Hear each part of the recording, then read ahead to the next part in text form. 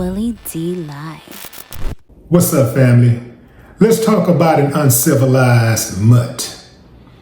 A 43-year-old suspect who stabbed a 23-year-old innocent CVS worker to death over some chump change has been captured.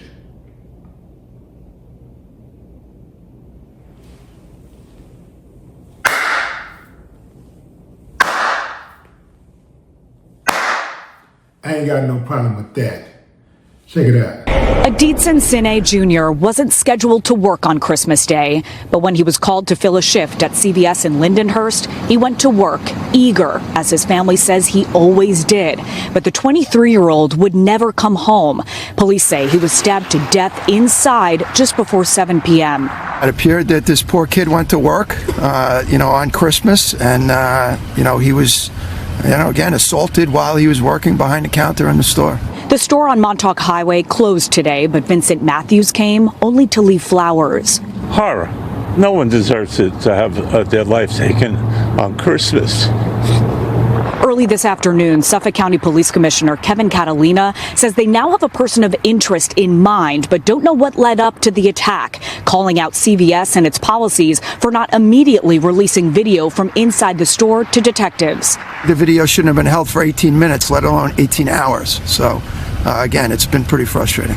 Quite frankly, that has hampered our ability to make an arrest in this investigation. The police commissioner says detectives worked through the night, speaking with witnesses who were inside and also canvassing for video at locations outside the CVS that led them to that person of interest.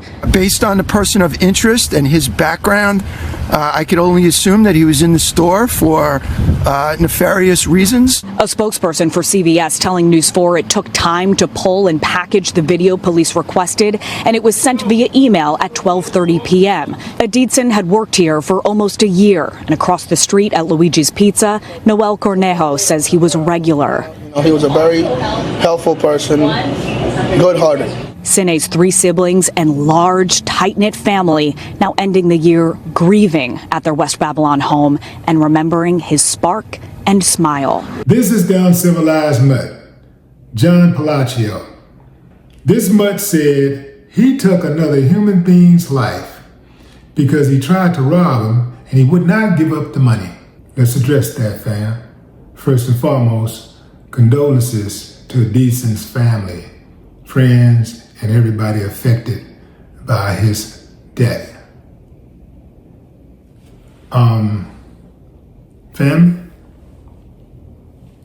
when somebody got the ups on you, give it up. Don't even trip. Don't even worry about it. See, because that money can be replaced. Your life cannot be replaced. Stuff can be replaced. Because at the end of the day, that's all it is just stuff. If they're trying to steal your car, I know you work hard for your car. I know it, I got it. Work hard for mine. But if somebody get the ups on me, fam, they got it. If they got the ups. Now, if they don't get the ups, and I get a chance, I'm gonna get them. I'm gonna get them good. I'm going down. But if they got the ups, they got the ups. And you have to respect that, fam. You gotta get rid of your pride. Get rid of your pride. Don't try to be a hero, especially for other folks' money. Like, it's CVS, man. CVS don't give a damn about none of those workers. CVS is going to be open the next day. If they close down for one day, which I doubt it, they'll be open the following day. They're gonna clean up that blood, and they're gonna get some other workers to come in there, and they're gonna just keep on moving, man. They're not gonna even pay the other workers who come in extra to deal with the trauma. They're not gonna offer them counseling or anything. It's just gonna keep on moving. And that's the way you have to understand, that's the game. It's a corporation. They do not care about you. Okay, maybe if it's a family business, I can see you trying to defend it. Maybe. But still, even a family business, whatever they're trying to steal, whatever they're trying to take, except your life, let them have it, man. You can get that back. You can get them damn potato chips back. You can get that beer back. You can get those honey buns back, that chicken, beef, steak, lobster, whatever it is, you can get it back. The store can get it back. First and foremost, it's all insured anyway. The stuff is insured. Even the money is insured. You go into CVS and you rob them for $3,000, that money is insured. So why are you fighting for that? Why are you putting up a fight, man? It really don't make sense. Let them have it. Like, how do you explain that? By all accounts, Adson was a good kid. By all accounts, they say he was a good guy. Everybody says he's a good guy. Even I saw some comments with someone who claimed to have went to school with him. And they said, man, he's been a good kid since he was a kid, since he was like in high school and middle school. He's been a good kid.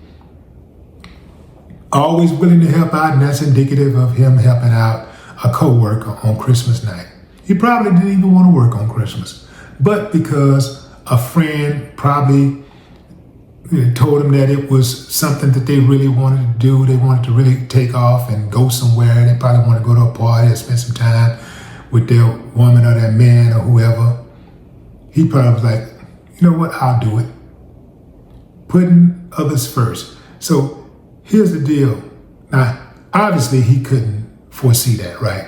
He couldn't foresee that he would meet his fate. He would meet his fate on that particular day. He didn't think that he'd meet his killer on that night. Because, I doubt if he would have just went on and went anyway if he knew he was going to meet his killer on that night. But still, Christmas night, I guess it didn't bother him working on Christmas night, because sometimes Christmas night or whatever, sometimes you ain't got nothing to do. Might as well go out there and get some money, you ain't got nothing else better to do, right? But this this leads me to a statement that I made a couple weeks ago. Maybe a week, wasn't even a couple of weeks ago, about a week ago. I was talking about people working in these fast food establishments, working at these retail stores, working at these corner stores, working at barbershops, and how you are so vulnerable to strangers. You're wide open to strangers when you work in these type of places. And I cited a situation with two of my cousins, one that ended deadly. One of my cousins called me one day and he said, hey, Willie, come hang out with me at the store. I didn't have anything going on at that time. I can't remember if I was working or not. Whatever it was, I was off. I had time, right? So I go hang out with him. And, I'm thinking to myself, man, I got free reign, eating whatever snacks and stuff I want, whatever, so yeah, I'll kick it with you, And so I go in there and free drinks, free chips and donuts and all that kind of stuff. And, it was a nice little experience. However, I was kind of jumpy the whole night because strange people were coming in, just really strangers. When your door is open to strangers and you work at a gas station, that means anybody and everybody on that highway or just on foot can swing that door open. And they may be coming in there to buy something, they may be coming in there to steal something, they may be coming in there to rob you, they may be coming in there to rob you and kill you. You never know. So I just was too uncomfortable. I was on the edge the whole night, and I was watching that door. Every time that door swung, they used to have that bell. Every time the door opened, you hear a bell. I was like, so he tried to get me to come back the next day. I said, nah, man, I can't do it. I ain't gonna be able to do it. You shouldn't do it either, man. You're too vulnerable. So he quit shortly thereafter. And then there was another situation where one of my cousins got caught up in a robbery. They go in, somehow, some way, this clerk end up dead. and both of the guys get pinned for the murder, and they give my little cousin 45 years. At the time, he was, I think he was 15, 16 years old, and they gave him 45 years aggravated. So that was a long time ago. He's been locked up at least 30 years. Well, no. He's been locked up about 20, yeah, about 30 years. He's been locked up about 30 years now. Yeah. Y'all be careful out there, fam. Same thing with these barbershops and stuff. I see people getting into it with folks at the barbershop. They coming back with a pistol. One dude got pistol whipped at the barbershop. Another dude got murdered at the barbershop. You know, the uncivilized mutts are running amok. They've taken over. So you got to be careful out there, especially if you own a business. You know, pack fair. The least you can do is just pack fair and do right by your customers and do right by people overall. And that way you're not a sitting duck, you know, for enemies, you know, where they can just come in. They know exactly where you are.